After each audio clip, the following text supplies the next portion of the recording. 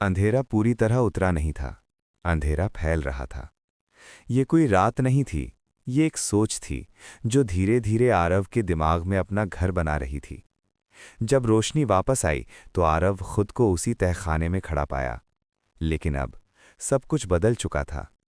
दीवारें पहले से साफ थीं, नाखूनों के निशान गायब थे। जमीन सूखी हुई थी, जैसे यहां कभी कोई तड़पा ही ना हो। लेकिन हवा में यादें तैर रही थीं, ऐसी यादें जो इंसानों की नहीं थीं। आरव ने महसूस किया कि वो अब अकेला नहीं है। कमरे में हलचल थी, बहुत हल्की, बहुत धीमी, जैसे कोई पुराना रिकॉर्ड टूटे स्पीकर पर चल रहा हो। दीवार के एक हिस्से पर धुंध जमा होने लगी और उस धुंध के अंदर एक दृश्य बनने लगा।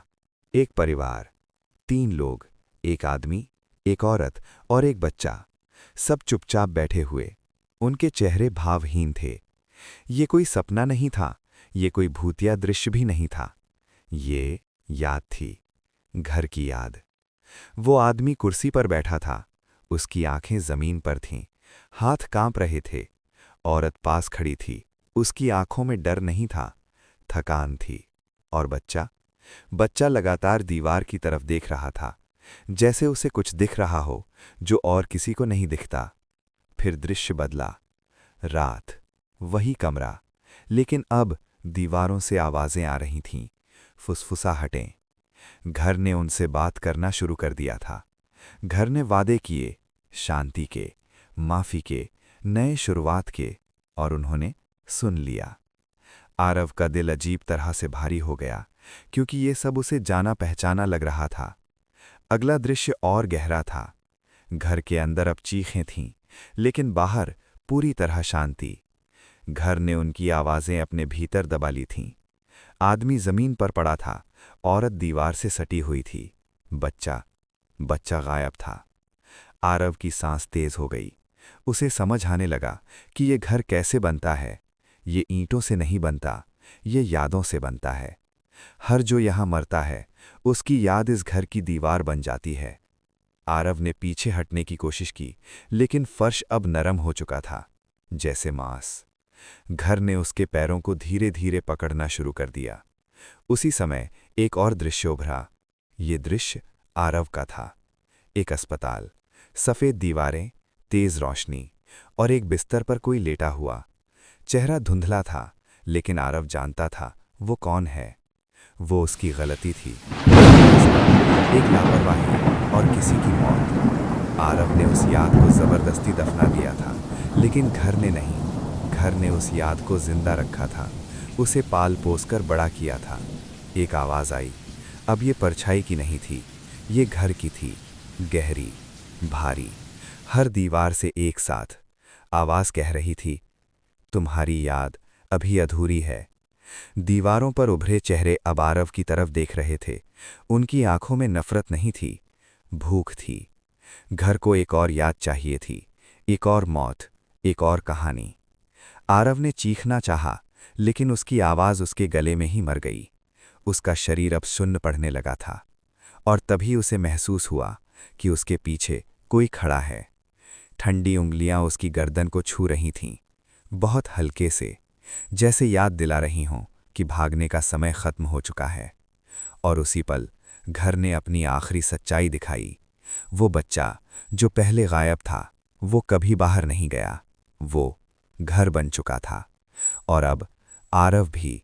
नाम इंसान की पहचान होता है, और जब कोई जगह आपका नाम जान ले तो समझ लीजिए वो जगह आपको जान चुकी है। आरव ने महसूस किया कि घर अब सिर्फ उसके आसपास नहीं था, घर उसके अंदर था, उसकी सांसों में, उसकी धड़कनों में, उसकी सोच में। सबसे पहले आवाज बदली। पहले वो फुसफुसाहट थी, फिर शब्द, और अब नाम, आरव। ये आवाज किसी एक दिशा से नहीं आई। ये आवाज दीवारों से नहीं, फर्श से नहीं, छत से नहीं। ये आवाज उसके सिर के भीतर से आई। उसने कान बंद किए, आंखें भींच लीं, लेकिन नाम रुक नहीं रहा था। आरव। हर बार थोड़ा और पास, हर बार थोड़ा और गहरा। घर अब उसे पहचान रहा था। आरव का शरीर धीरे धीरे अपनी पकड़ खोने लगा था।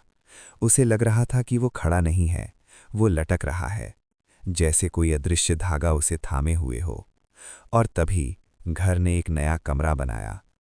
वो कमरा तहखाने में नहीं था, ऊपर नहीं था, वो कमरा यादों के बीच था। कमरे की दीवारें सफ़ेद थीं, बहुत साफ, लेकिन फर्श पर काले निशान थे। खून नहीं, कुछ और। कमरे के बीचों बीच एक आईना था, पुराना, टूटा हुआ। आरव ने आईने में देखा। पहले उसे अपना ही चेहरा दिखा, डरा हुआ, थका हुआ। फिर चेहरा बदल गया। आईने में वो नहीं था, वहां वो आदमी था जो अस्पताल वाले दृश्य में था। उसकी आंखें खुली थीं और वो आरव को देख रहा था। घर आईने के जरिए सवाल पूछ रहा था। यादें अब छुपी नहीं थीं। एक सड़क, तेज रफ्तार, एक पल की लापरवाही और फिर अंधेरा।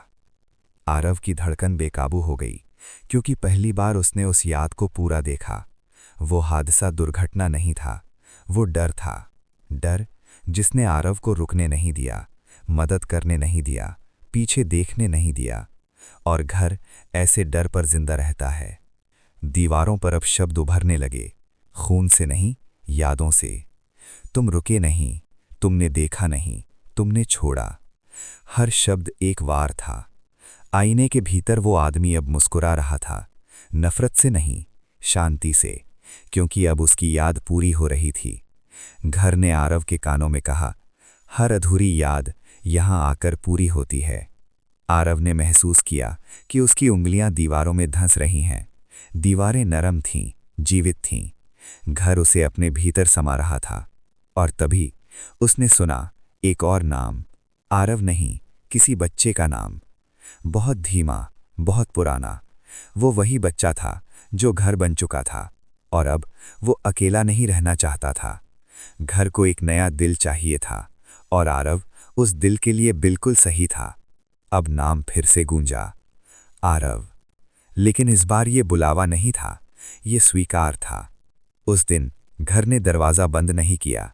ये सबसे डरावनी बात थी, क्योंकि अब आरव को रोकने की कोई ज़रूरत नहीं थी। घर जानता था आरव अब भागेगा नहीं। वो कमरा धीरे धीरे खुलने लगा। आईना दरारों में टूट गया, और हर दरार के भीतर एक आंख खुल गई। आंखें जो देखती नहीं थीं, याद रखती थीं। आरव ने महसूस किया कि उसका वजूद हल्का हो रहा है, जैसे वो मांस नहीं, सिर्फ सोच बनता जा रहा हो। और तभी घर ने उसे ऊपर भेज दिया। सीढ़ियां जो पहले नीचे जा रही थीं, अब ऊपर जा रही थीं। लेकिन ये ऊपर छत की ओर नहीं थीं, ये ऊपर अतीत की ओर थीं। हर सीढ़ी पर एक आवाज़ थी, एक सांस, एक डर, एक अधूरी कहानी। आरव चल रहा था, बिना पैरों के, बिना शरीर के। ऊपर पहुंचते ही उसने देखा मेन हॉल।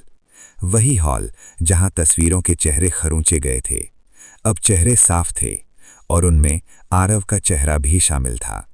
तस्वीरें पुरानी नहीं लग रही थीं, जैसे उन्हें अभी अभी लगाया गया हो। घर अब उसे अपना मान चुका था।